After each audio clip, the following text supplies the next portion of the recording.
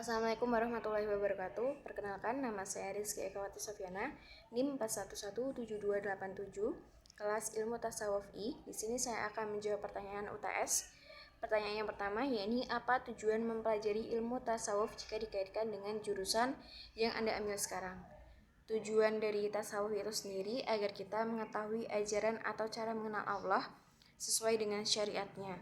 Lalu hubungannya dengan ekonomi, karena jurusan saya ekonomi syariah, hubungannya sangat erat karena pada zaman sekarang masyarakat banyak sekali yang belum mengerti mengenai hukum syariat dari perekonomian itu sendiri. Jadi banyak sekali masyarakat yang masih melakukan pelanggaran hukum mengenai ekonomi. Contohnya kayak jual beli sendiri masih terdapat riba dan masih terdapat kayak misalkan timbangan, penambahan timbangan, ukuran timbangan yang tidak sesuai, bahan-bahannya yang digunakan dan lain sebagainya, harga masih banyak lagi yang lainnya. Lalu yang kedua, dari sekian tokoh sufi yang pernah dibahas, tokoh manakah yang paling menginspirasi Anda? Apa alasannya?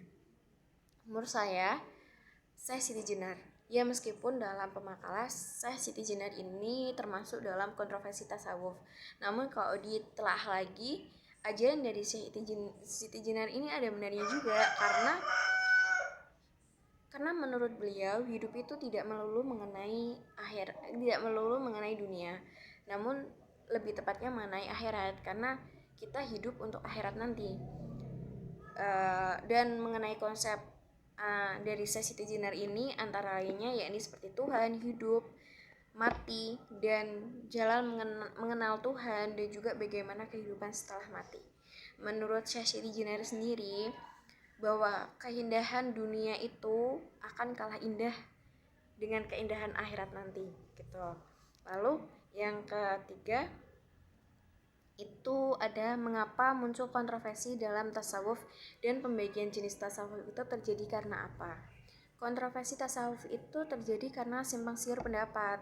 Adanya beberapa pendapat yang menyatakan bahwa tasawuf ini benar-benar ajaran dari Islam atau bukan, atau dari luar Islam, non-Islam. Mereka beranggapan adanya sumber lain dalam tasawuf selain dari Al-Quran dan perilaku dari Rasulullah itu sendiri.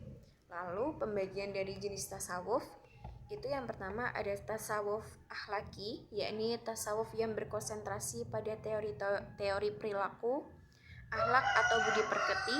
Dan yang kedua tasawuf amali, ini tasawuf yang membahas tentang bagaimana cara mendekatkan diri kepada Allah.